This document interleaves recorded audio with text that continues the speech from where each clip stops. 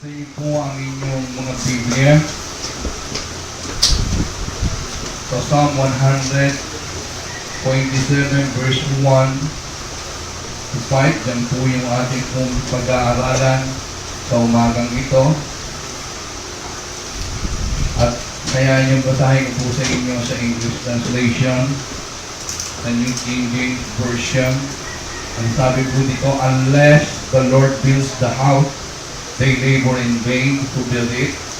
Unless the Lord guards the city, the watchman stays awake in vain. It is in vain for you to rise up early, to sit up late, to eat the bread of sorrow, for he gives his beloved sleep. Verse 3.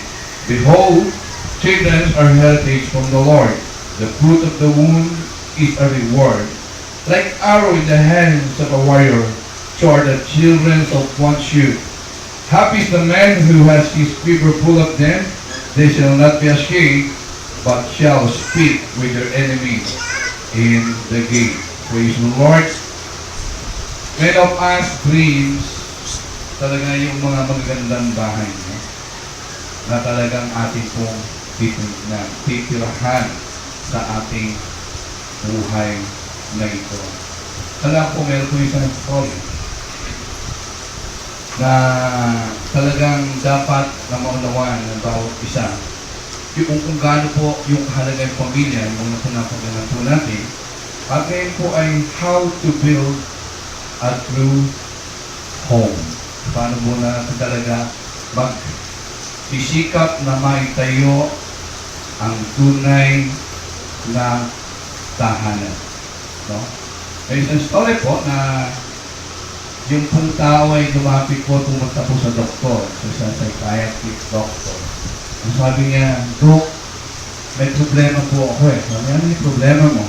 Kasi po pag nahiga po ako sa kama, ay piling ko po, hantiyang ko na meron pong tao na nasa ilalim ng aking kama. Ang sabi ng doktor, sabi niya, madali lang, matutulungan kita sa iyong problema. Babalik ka dito minsan sa isang linggo or 1 year, babayaran mo ko ng 500 for consultation fee.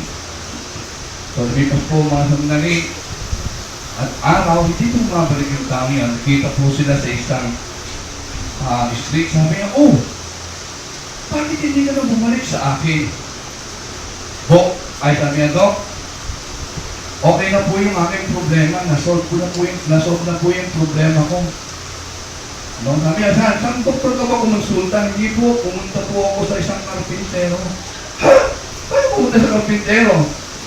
Opo, naibigan ko po karpintero. At sabi niya po sa akin, kung tinignan niya po yung mama ko, nilagari niya po yung mga paa, at buwan po noon ay nakatulog na po ako na mahimbing na walang bayan. There are so many practical things na kung paano po natin mabubuo ang isang pamilya. May mga bagay na dapat natin pong malaman at matutunan sa araw pong ito. Ayos ko lang po sa inyo, there's a song kasi na naalala ko po kung aking pong ginagawa ang mensahe nito. Ang title of the song is A House Is Not a Home. The song goes like this.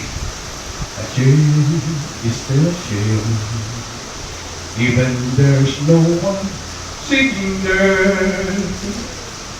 But a chair is not a house, and a house is not a home, when there's no one there to hold you tight and no one there you can give good night. Ang sabi ko sa pangalawang stanza, a room is still a room, even there's nothing there but gloom. But a room is not a house, and a house is not a home. When the two of us are far apart, no one else have a broken heart. Now and then I call your name, and suddenly your praise appears. But it's just a crazy game. And when it ends in tears. Sabi niya po sa last stanza, so darling, have a heart, and then Don't let one mistake keep us apart. Well, I'm not meant to live alone and turn this house into a home. When I climb the stairs and turn the key, oh please be there, still in love with me. Meron pong malaking pagkakaiba pag sinasabi po natin na house and a home. As we study this morning how to build a true home, ang sabi po doon sa first verse ng Psalm 127 verse 1a, unless the Lord build the house, the labor in vain who built it. We will encounter two important words na nais po na makita po sa umagang ito, yung word na unless. Except, no? It's not, without. No? So, ibig po sabihin, sa pagtatayo po ng isang tahanan, kung hindi po kasama ang ating Panginoon, we build in vain. The word in vain means without effect, no? Useless, unsuccessful, without success, wasted. Kung hindi po natin kasama ang Panginoon sa pagtatayo ng isang pamilya, isang tahanan, lahat po ito ay mawawalang saysay. Ano po matututunan po natin sa umagang ito sa sinabi ng ating Panginoon? First, stability depends on God. The word stability means firmness. Matatag, matibay, no? Hindi matitinag. Tayo po ay patuloy na nagtatrabaho to fulfill dreams of having a house. Pero ang sabi nga po ng psalmist, unless God built the house, except God built the house, the builder built in vain. Marami po sa atin, okay lang, i-share po natin yung ating bahay sa ating pong mga mahal sa buhay. Sabi nga ay tayo talaga ay makapamilya. Pero sometimes we forgot the important thing na ma-share natin. No? Yung pong kaligtasan ay binibigay po ng ating Panginoon, yung ating Christian faith. No? At sabi po kasi sa Proverbs, chapter 19, verse 21, there are many plans in a heart and in a man's heart, nevertheless, the Lord counsel that will stand. Bakit po in vain ang pagtatayo ng isang tahanan kung wala ang Panginoon? Dahil ang Panginoon lamang po ang mayroong kapangyarihan upang ang isang tahanan ay hindi matinag ng mga unos sa buhay na dumadating. No? Kailangan po matibay po talaga yung tahanan. Siguro po makikita niyo po yung Leaning Tower Pisa. Sa Pisa, Italy, nung ito po ay itinayo. Kaya po ito ay nag-tilted because of the maling pundasyon na ginamit po, nagawa po nila. At yung pinagtayuan po nila ay isang malambot na lupa na hindi matatag at hindi makakayang itayo po yun. Kung hindi lang po sa mga modern na mga technology ay maaaring yun ay hindi na makita sa mga tao. Only God can make our home stable. The sure foundation ng ating buhay Kristiyano. Kung tayo po magtatayo ng tahanan, meron po ng bahay, meron pong tatlong napakahalagang dapat po nating malaman. Kung tayo magtatayo ng physical na tahanan o bahay. No? Unang-una po yung right plan. Kailangan po may plano. Mahirap po yung bara-bara. No? Kailangan kung saan mo lalagay yung pinto, saan mo lalagay yung kusina, yung mga bahay ko. Kailangan meron pong matama at magandang plano. Pangalawa ay yung right builder. No? Pangatlo ay yung right material. Let's do, kung tayo po ay nais magtayo ng isang tahanan, kailangan po natin yung tamang plano. Kailangan po itayo po natin ito according to God's plan. Kasi po nangangarap po tayo, nagpaplano tayo. Ang masakit po, ang mahirap po, hindi kasama ang Diyos sa pagpaplano. That's why in Christian marriage, kung mapapansin niyo po, there's always a Bible. Right? At doon po ay parang pinasusumpa or make a covenant with the Lord na yung Bible ang magiging isang sandigan nila sa kanilang pagsasama. No? Kung nais po kasi natin malaman yung plano ng Panginoon sa buhay natin at sa ating pamilya, hindi po makikita po sa libro ng mundo. Hindi po ito makikita doon sa mga matatalinong tao. No? Makikita po ito sa salita ng ating Panginoon. Kaya nga, ang isang matatag na pagsasama ay nakasalig doon kung paano natin pinapahalagahan ang salita ng ating Panginoon. Tingnan niyo po ang sabi sa Proverbs chapter 3, verse 5 to 6. Okay? Sabi po sa Proverbs chapter 3, verse 5 to 6. Trust in the Lord with all your heart and lean not on your own understanding. In all your ways, acknowledge Him and He shall direct thy path.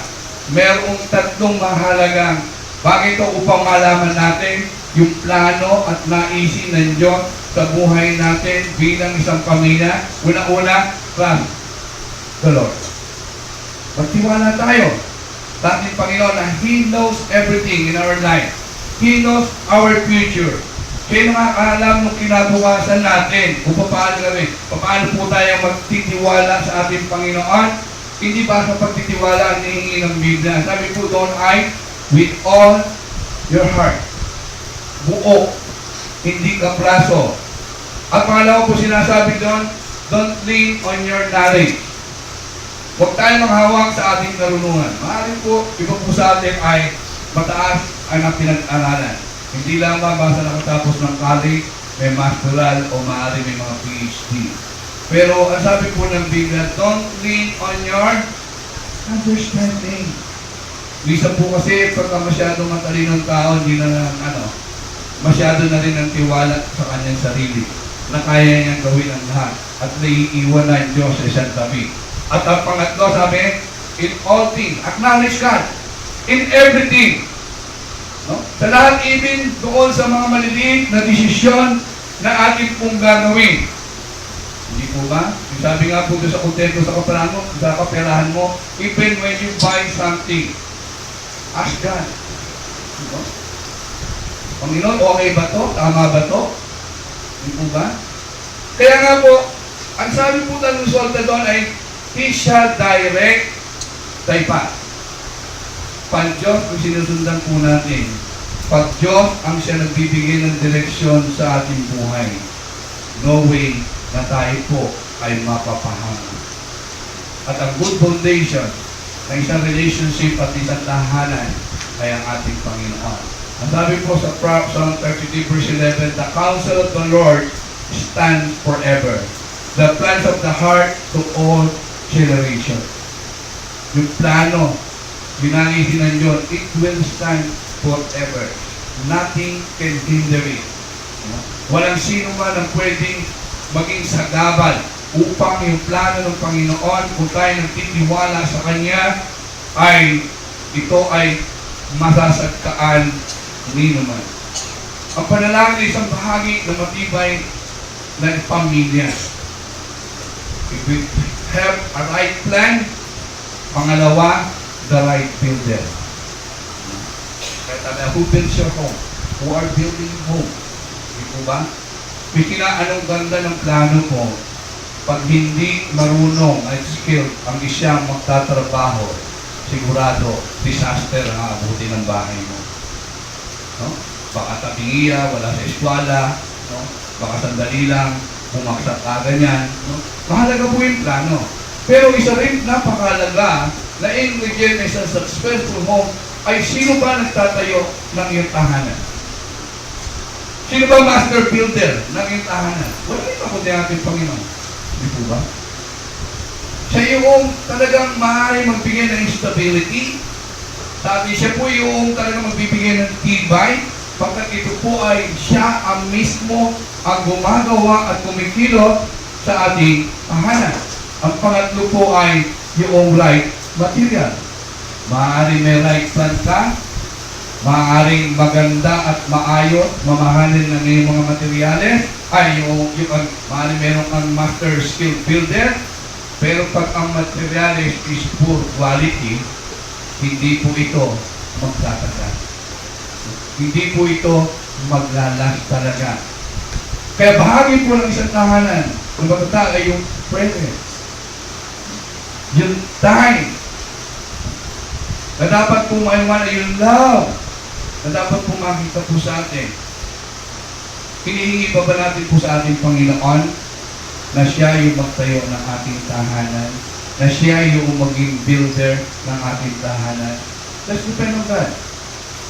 Umasa tayo sa ating Panginoon upang itayo ang isang tahanan na stable, na maaaring dumadaan ng bagyo. Alala niyo po sa Matthew chapter 7, verse 6. Na yung daw matalino nagtatayo ng isang bahay ay yung sumusunod sa salita ng ating Panginoon. Para siya nagtayo ng bahay sa bato. Matibay, hindi makikilo. Dumaan man ang unos, bagyo, tsunami man yan, lindol man yan, ay hindi makikilo. Dahil ito po ay naroon nakatayo, nakasalik, sa salita ng ating Panginoon. Pangalawa po dapat makita po natin ay security depends on God. Yung ang seguridad ng ating pamilya ay nakadepende sa ating Panginoon. In ancient time, makikita po natin yung city na tinatawag it is walled upang protektahan ng city sa mga kaaway, sa mga mandarambong. At ang bawat isang bantay ay nakatayo sa mga wall na yun at upang tignan kung mayroong kaaway na darating. Night and day, naroon po sila. Pero ang sabi po nung Psalm 127 verse 1b, unless the Lord guard the city, the watchman stay awake in vain. Unless, except ng Panginoon ang siya nagbabantay o isang protector o nagbibigay proteksyon sa isang tahanan, the watchman stay awake in vain. In vain. Bakit po sinabi ito ng psalmist? Gusto po niya na tayo po magtiwala sa ating Panginoon sa proteksyon ng ating tahanan. Hindi tayo magtiwala sa tao.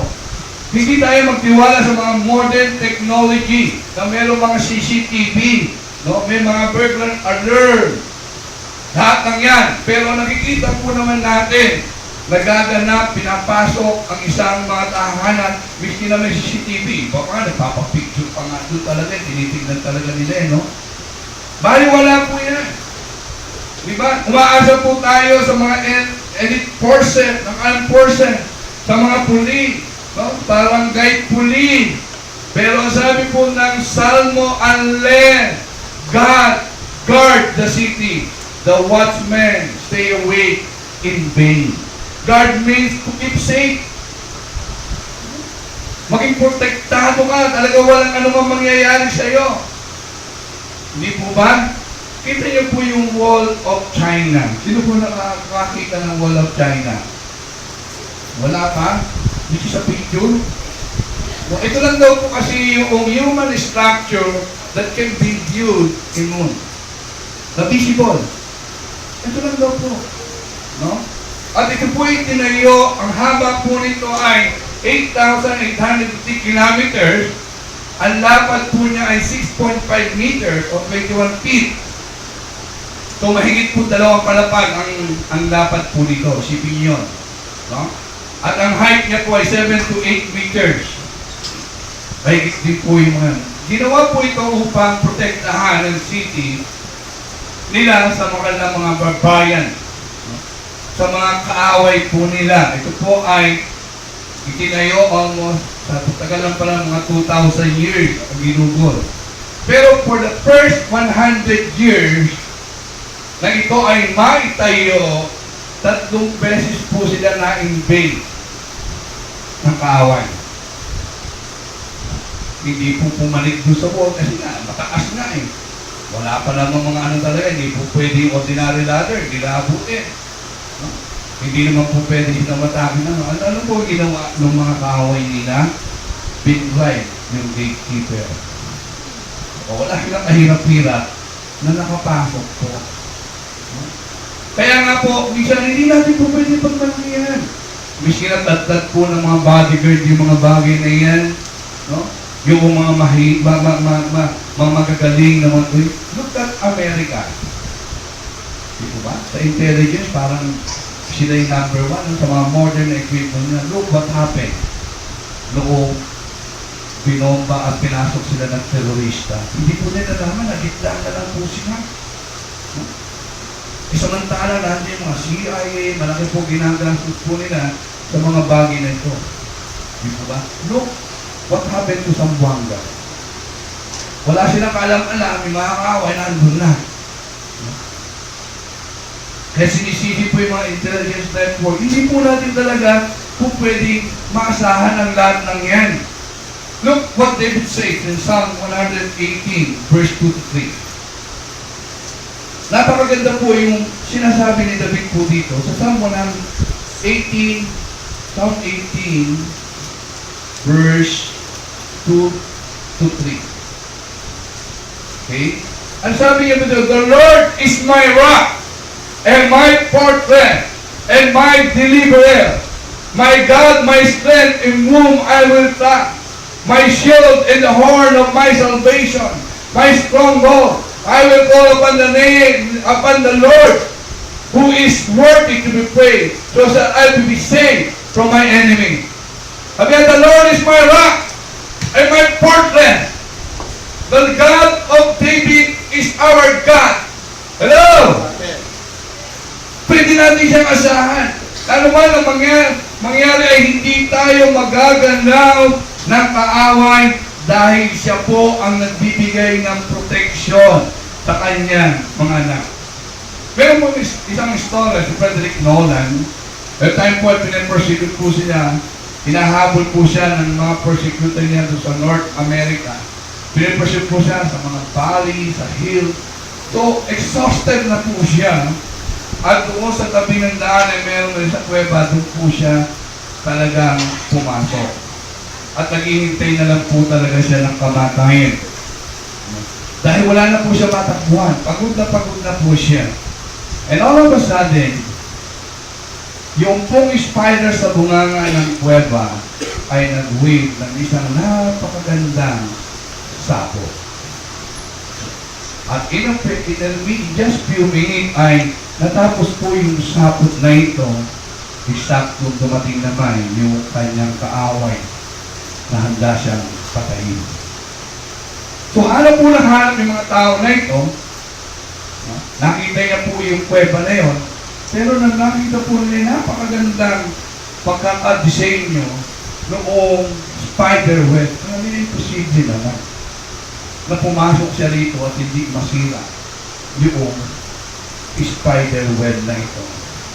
So umalis po yung nagpo-pursue po sa kanya ay siya po ay naligtas sa tiyak na kamatayan. At pagkatapos po noon, nagsabi po niya ay ganito. Kung nasaan ng Diyos, ang sapot ng gagamba ay katulad ng isang matibay na bakod. Ang sabi niya, ngunit kung wala ang Diyos, no, ang isang matibay na bakod ay katulad lamang ng sapot ng gagamba. Praise the Lord. Talagang mga po natin. Walang sino man ang pupwedeng gumanap sa anak ng Diyos. Kung ang Diyos ang siyang nagbibigay ng protection sa atin. Remember Jericho? Walled city, matibay, dahil wala silang Panginoon, dahil hindi nagbibigay ng protection sa kanila ang Diyos, Dahil kaaway nila ang Panginoon, hindi na kailangan maghihirap pa yung mga kaaway nila eh. Ikaw lang pala katupad ng matibay ng moob nila eh. Hindi po ba? Saan po tayo mahanap ng seguridad? Sa tao o sa Diyos? Sabi po sa Psalm chapter 20 verse 6, some trust in chariot and some in horses, but we will remember the name of the Lord, our God.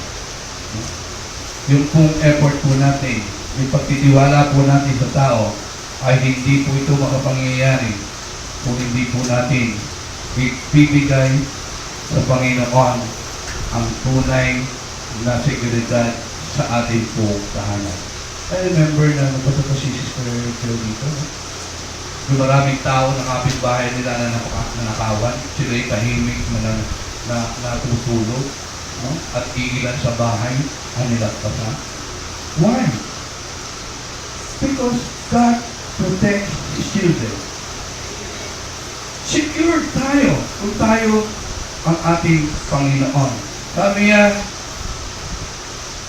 kung tayo ay naisin natin ng tunay na security, basta. Sabihin natin, ibigay po ito. Ang pangatlo po sinasabi, dito upang makapagtayo, upang matayo sa matibay na tahanan, success depends on God.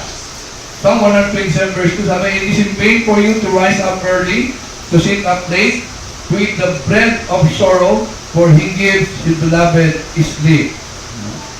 Now, makikita po natin yung psalmist turn, yung attention niya doon sa working. How we work to provide for our family.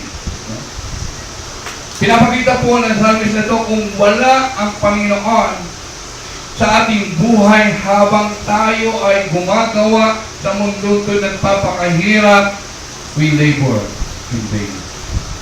Di po ba? Miski na po mag-work tayo ng overtime, miski na po tayo magpakahirap kumita ng pera, pero ang sabi po sa Haggai chapter 1 verse 6 to 7, you sow much and bring in little. You eat, but you do not have enough.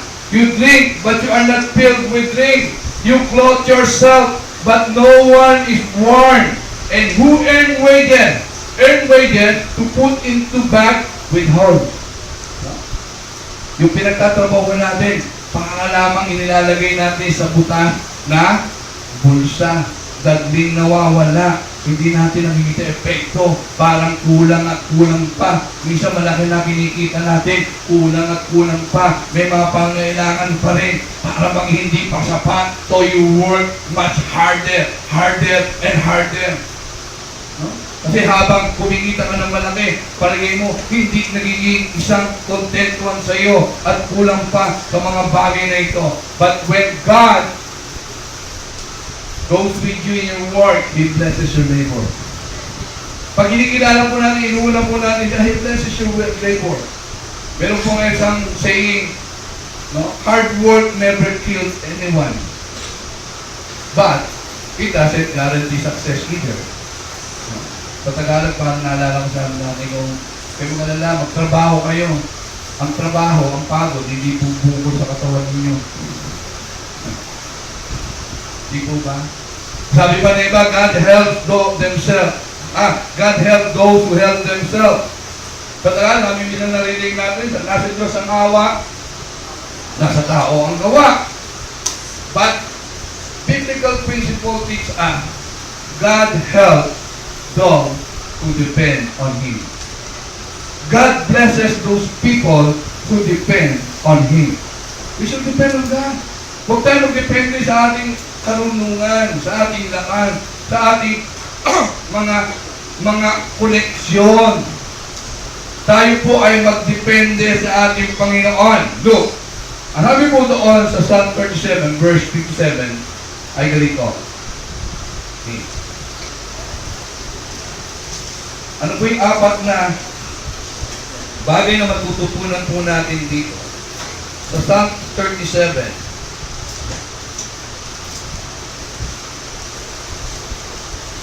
verse 3 to 7. Okay, ang sabi po ganito, trust in the Lord and do good, Dwell in the land and feed on his faithfulness. Delight yourself in the Lord, and he shall give you the desire of your heart. Commit your ways to the Lord, trust in him, and he shall bring it to pass. He shall bring forth your righteousness in the light, and your justice as the noon. 7. Rest the Lord and wait patiently for him. Rest in the Lord and wait patiently for him. May apat po na mahalaga na dapat po natin matutunan sa verse na ito. If you want success in your life, if you want success in your work, verse 3 say, trust again in God. Magtiwala tayo sa Panginoon na kaya niya lahat. Number 2, ang sabi po doon, delight yourself in the Lord. No? He will give you the desire of life. Kung ano po yung desire ng puso natin, let us delight, let us worship the Lord. Let us sing praises to the Lord. Tumayo tayo, mawit tayo na may kagalangan sa ating Panginoon. Ang ating Panginoon maging una sa ating buhay. Sabi, and He will give you the desire of your heart. Ang sabi po doon, pangatlong dapat commit. Yung commitment natin sa ating Panginoon. Commit your ways to the Lord. Trust also in Him, and He shall bring it to pass. Lahat ng plano natin, lahat ng naisin natin, kung ayon sa kalooban natin, Panginoon, magkakaroon ito ng pagtatagumpay. Ang pangaba sabi, rest. Rest in the Lord and wait patiently for Him. Napakaganda po, no? Meron po isa na mga statistic of food harvest. Some years back, ito po ay pinag-aralan ng mga agriculturists sa isang agricultural school in Iowa. Nilagay po nila ito sa report nila na that's production of 100 bushel of corn for acres of land required. Ito daw po yung mga kailangan. Kung paano makapag-produce ng 100 bushel ng corn na 1 acre ng land. Ang sabi po sa kanilang pag-aaral, ang kailangan daw po noon ay 4 million pounds of water. So, sabi mo. At pangalawa, 6,800 pounds of oxygen. Ang pangatlo, 5,200 pounds of carbon. Ang pang-apat, 116 pounds of nitrogen. Panlima, 125 pounds of potassium. Pang-anim, 75 pounds of yellow sulfur. At other element, numerous to list. In addition to this, dadagdag mo po rin dito yung kailangan magkaroon ng tamang sunshine, tamang rainfall, at the right time, sa tamang panahon. Although, sabi nga nila, ang kailangan dito ay sipat at tiyaga ng farmer, pero sabi po nila, they estimated, kinuwenta po nila, yung pagod, yung sakripisyo, yung talagang work ng isang farmer, na sabi po nila sa kanilang study, it's only 5%. No? Para ma-produce po yun. 95% ay providence ng Panginoon. 5% is hard work. 95% ay providence ng ating Panginoon. Sa ating po, nakikita po natin katotohanan ito eh. Di po ba? Pag dumadating po ang bagyo, yung pong masaganang ani na kanila pong inaasahan, nakakala po nila ay talagang maaari nila na maayon, pero nasisira lang po ng bagyo. 95% is a providence from God. No? Sa mga bagay po ito. Kaya nga, dapat ikinukulit po natin lahat yung mga bagay na ito sa ating buhay.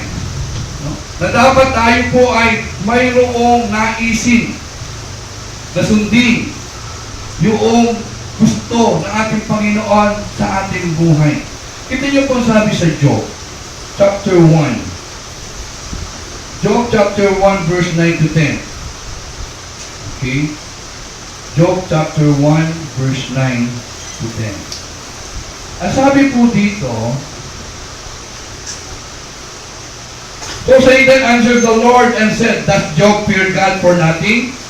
Have you not made a hedge around him, around his household, and around all that he has on every side? You have blessed the work of his hand, and his possession have increased in the land. Kaya sabi, bakit ba nagdinig mo si Job sa'yo? Sabi niya, hindi ba iningatan mo siya? Iningatan mo yung pamilya niya? Hindi ba pinagpala mo yung mga ginagawa ng kanyang kamay? When the Lord bless your work, He will produce plentiful in harvest. Yung ating pong gawa ay, ito po ay talagang magiging successful. Therefore, be wise to commit our labor in vain. Bigyan na po yung ginagawa natin. Without God, it will be in vain. Nakikita po lang sa Pilipinas, bigyan na po gawin na mga bagay na ito, mga strategy, but in vain. Kaya nga pumutok ng pollen, pumutok yung dako, ano na po yung mangyayari sa atin. Bakit? Dahil po, yung pinakamahalaga na sandigan na isang matibay na pamilya, komunidad at bansa ay wala po. God will not bless yung mga bagay ito. Yung mga gawa po natin. Remember yung pelikulang Pink Like Potato? Hindi po ba? Kakaiba po yung ginawa ng Christian doon. Dahil nagtiwala po siya sa Panginoon, kinumit niya sa Panginoon yung kanyang ginagawa, nagdepende siya sa Panginoon sa lahat ng kanyang ginagawa, pinagtatawanan po siya. Diba? Kami, ano ba yan? Ginagawa mong yan. Hindi panahon para magtanim ngayon. No? Nag-aatsaba, nagsasayang ka lang ng pagod mo. Walang mangyayari dyan. But because he depends on God. Listen, church. Dahil nagtiwala siya, nagdepende siya sa Panginoon na lahat ng kanyang ginagawa, alam niya ang Diyos ang magpapala. Ang Diyos ang magbibigay ng katuparan na ito. Glory to God. Hindi yan nalintana yung tinatawanan siya, hindi yan nalintana yung mga bagay. Even some Christian may doubt na yun. No? Baka naluloko yung natin Hindi po ba? But what is the result? Nung umani po siya, nagitla ang lahat. Yung inahin niyang pataka, mas malaki doon sa mga incision. Hello! Mas marami! Mas naging successful yung hinawakan ng kanyang kamay. Not because na siya ay magaling, not because of modern technology, not because of fertilizer, not because of everything in this world, but because of God. Children of God, ipagkatiwala po natin sa Panginoon yung ating pong mga ginagawa, yung ating mga plano sa buhay, yung ating atikain sa buhay. Ipagkatiwala po natin, let God ang siyang magpatupad po ito sa atin. Are you relying on your own labor? Nire-neglect ba natin yung isang pinakamalaga because you want success and work, and even Sunday, you work, just to provide para doon sa iyong pamilya. Ano po ang dapat po natin gawin? Tayo po ba ay nagpapasalamat sa Panginoon o tayo pinagpapala ng ating Panginoon? Let's depend on God upang siya yung magtayo ng ating tahanan. Let's depend on God upang siya yung magtanod at mag-ingat sa ating tahanan. Let's depend on Him upang i-bless yung ginagawa ng ating mga kamay. And I believe, kung ito po yung gagawin natin sa ating Panginoon, sa ating sarili na pagkakatiwala natin, iluluhod natin sa Panginoon, tayo po ay hindi mabibigyan. Look, what's the blessing? Sa 127 verse 3 and 5, ano po yung blessing? Bigay sa kanya. Ating Panginoon. Sabi po doon, behold, children are heritage from the Lord. The fruit of the womb is a reward. Like arrow in the hand of warriors, so are children of one youth. It starts with the Lord. I start with the word behold. Under translation, lo. It means take notice. It means listen up. It means pay attention. No? Meron po tatlong description na ginamit po dito tungkol sa mga anak. Unang-una yung heritage. Sa Hebrew po, word it means property, it means possession, it suggests an idea of giving something to someone or gift or consignment. Ito po yung naglalagay sa isang kasipan na ito po ay binibigay sa isang tao bilang isang regalo, a gift o consignment. Take notice. Your children is not your property. That's God's property. Ang inyong mga anak, ang ating mga anak, ay ipinagkatiwala lamang sa atin ng Diyos. No? Hindi po yan talaga sa atin. Sabi po ni Thomas Short sa kanyang article na entitled Christian Marriage. He said, all husband and wife borrow their children. Hiram lang daw natin po yan, ano? Hindi po talaga tayo ang may-ari niyan. It was a gift from God. Regalo po ng Diyos sa inyo po yan. Kita niyo po ang sabi sa Genesis chapter 30 verse 17. And God listened to Leah. She conceived and bore Jacob a fifth son. Genesis 30 verse 17, nung makita muli po si Jacob at si Esau, ang sabi ni Jacob, nung tinanong po ni Esau, sino ba yung mga batang yan? Sabi ni Jacob, the children whom God has generously given your servant. Si Hannah po, nung po siya ay baog at kinukutya ng mga asawa na may asawa, siya po ay nananaling sa ating Panginoon, and God remember Hannah. Meron po isang story. Who believe in story? Di po ba yung mga fairy tale, fable, paningan na, ito daw po yung story yung nagdadala ng, ano po, baby, diba, lalagay sa TV, nuhulog.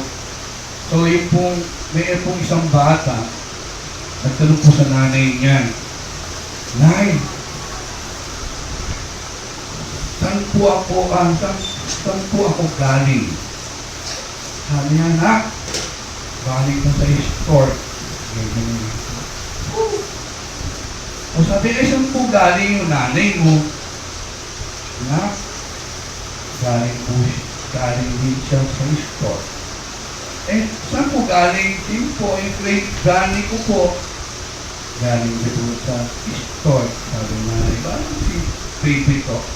So, nung gawa po ng essay yung bata, ang sabi niya, wala pong natural birth sa aming pamilya for 4th generation. Lahat po galing sa store. Hindi po yung totoo. God gave you children. Hindi po yan property ng bawat isa, kundi yan ay ipinahiram ng Diyos sa inyo upang ingatan, upang alagaan, upang bigyan ng pangangailangan niya. Pangalawa, the second word is reward. It conveys the idea of pleasure. Ito po isang tangible proof na tayo ay nag-a-appreciate, di po ba, ng isang bagay na ginawa. Minsan po kasi dapat hindi po natin makita na mga bata, ito po ay punishment o burden sa mga magulang. Na para bang, nung ipinanganak mo siya, nawalan ka na ng freedom. Hindi ka na makaalis ng bahay. Hindi ka na makapaglakwatsa at bigla na lang lumobo ang iyong katawan. Naiingit ka tuloy sa iba. Hindi po. It is a reward. Sino ba yung mga nananay dito? Sabihin mo sa katabing nanay nyo, it is a reward na kailangan po ma-appreciate natin, ano? Reward yan. There are rewards from God na tayo po ay ma-enjoy po natin yon. Sabi po ng isang batang babae, while in a room, tinitingnan niyo po yung nanay niya. Sabi niya, habang nagtatanggal siya ng puti, ng buho. Kasi minsan mga babae, conscious no? May puti na sila, may mga ako, minsan okay lang, ganyan. Talagang puti. Kasi sabi ng Biblia, gray hair are from of all age. Sabi ba? Pero minsan gusto ko rin mag-bibig. Habang pinagmamasday niya, sabi niya, Nay! Teka sandali, huwag ka magulit yan. Nay. Sabi niya naman, bakit po marami kang puti? Bakit may puti ganyan? Kasi ikaw kasi, ang kulit mong bata ka. Ikaw kasi, ay talagang, nakakaloka ka. Sabi niya ng nanay niya. Nakakainis ka, iniinis mo ako, Pimpin. Sabi niya, naku, Nay! Sabi niya, naku, Nay! Sabi niya gano'n. Kaya pala si Lola, mas maraming puti dahil nakakainis ka din sa kanya. Makulit ka rin.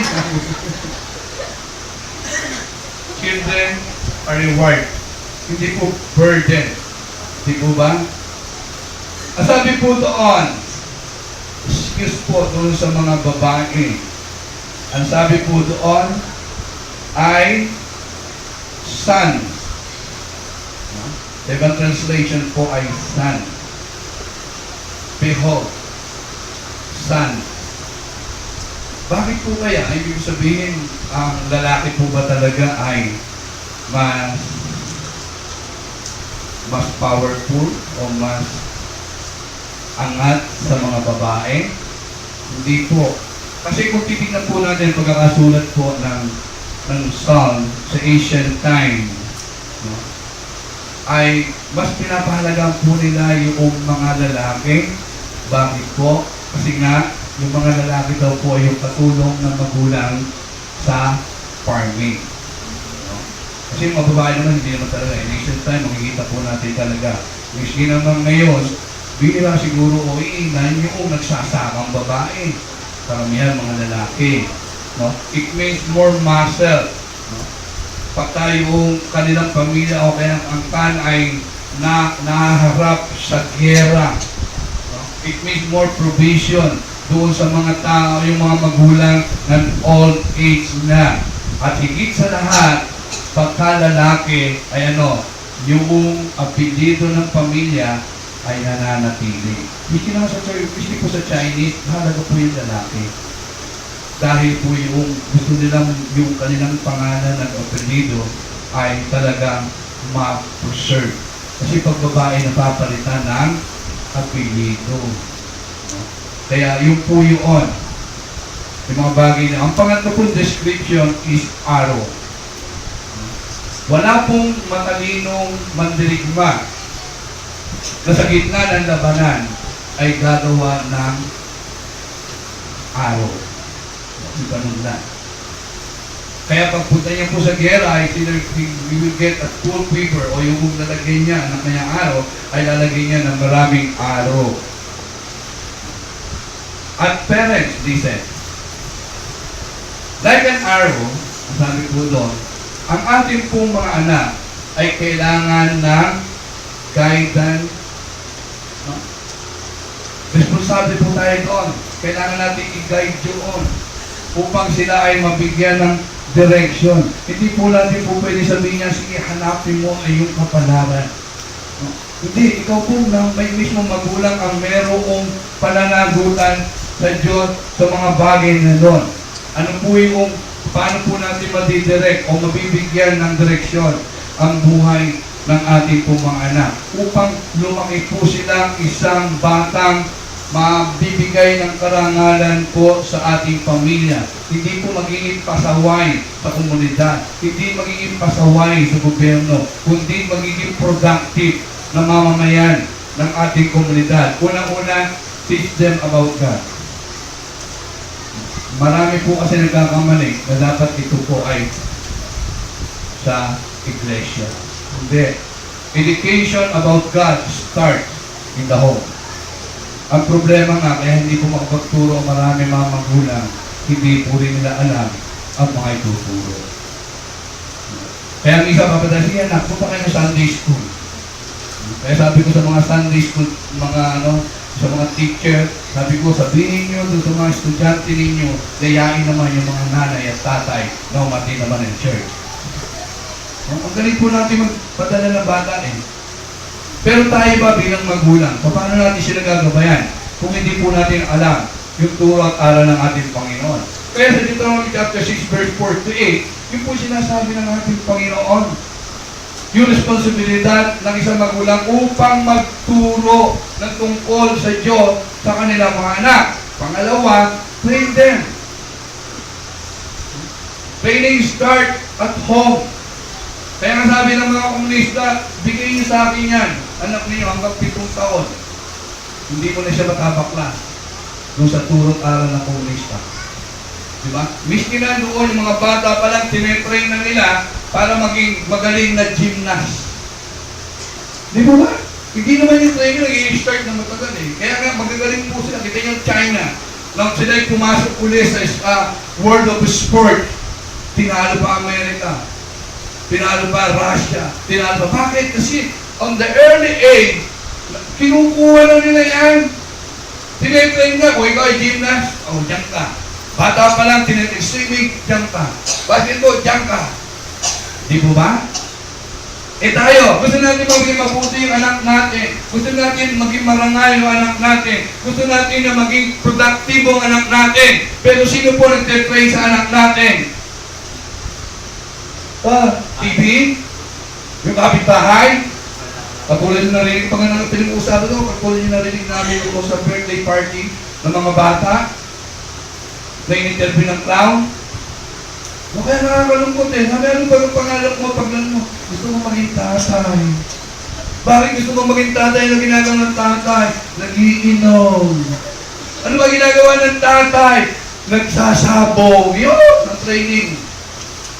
Hindi, ang sabi po ng Biblia, train up a child in a way he should go, and when he's old enough, he will not depart from it. Training start at home. Pangatlo, discipline din. Hindi po pagmamahal na hayaan na lang natin yung anak natin. Kung nakikita po natin na nagsisinungaling, nakikita po natin nagipag-away, nakikita po natin mali ang ginagawa, hindi po natin didisiplinahin. Ang sabi po ng Biblia sa Proverbs chapter 22, verse 15. Foolishness is bound up in the heart of a child. The rod of correction will drive it far from him. Sa 23 verse 13, do not withhold correction from a child, for if you burn him with a rod, he will not die. No parents will ever raise a perfect children. Maaaring po din tayo makapag-raise, makapagpalaki ng isang perfectong anak. So, maaaring po sa ating po pagdidisiplina sa kanila, sa pagtutulong sa kanila, nang tayo po ay maaaring magkamali habang hinuhubog po natin sila. No? But, we need to raise them in the way of the Lord. We need to raise them in the word of the Lord. We need to raise them in the teaching of the Lord. Kung hindi po tayo magdidepende sa ating Panginoon, maaari po mag-fail lahat ng mga bagay. Outside God's will, there is no success. Katulad po ng tanong kanina, who is building your home? Sino ba nagtatayo ng ating pamilya? Sino po ba ang master builder niya? Sino po ba ang nagsisecure ng ating pamilya? Sino po ba ang nagbibigay ng tagumpay sa ating pong mga trabaho at gawin? Kung tayo po magdidepende sa ating pamilya, I believe, gagawin po natin ang ating responsibilidad bilang isang Kristiyano, how to raise up a godly children according to the Word of God. alam ko ng ating mga anak ay hindi maliligan ng landas. Kumain po tayong lahat.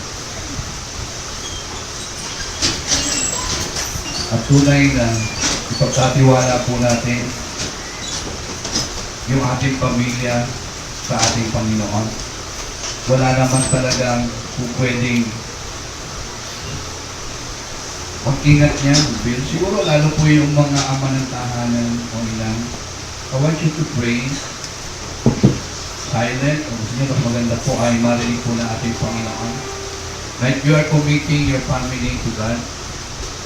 Na tunay na tayo bilang mga magulang ay matuto, mag-responsable kung paano sila hubugin, hindi sa ayon sa nais natin, kundi ayon sa nais ng Panginoon sa kanilang mga buhay. Hallelujah. Sige po. Hallelujah, Jesus.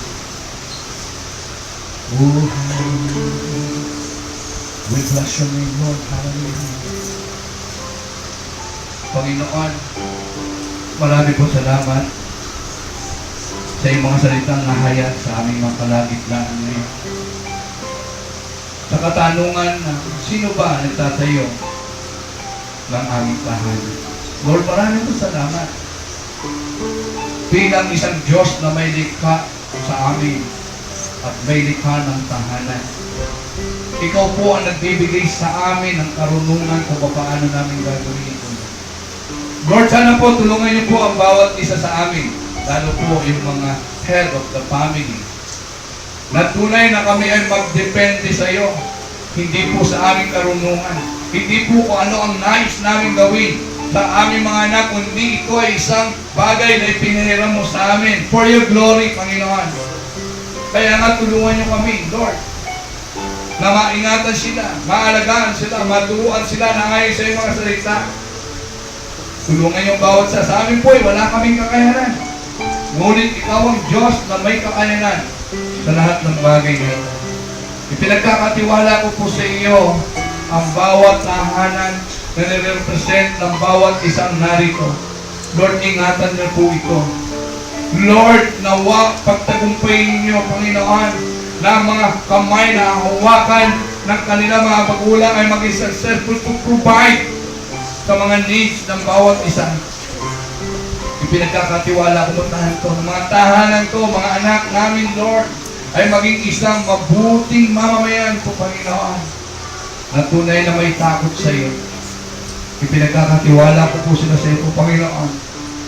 Ngayong umaga, hanggang sa dumating ang panahon na ikaw pumarito sa mundo nito. Sa pangalan ni Jesus.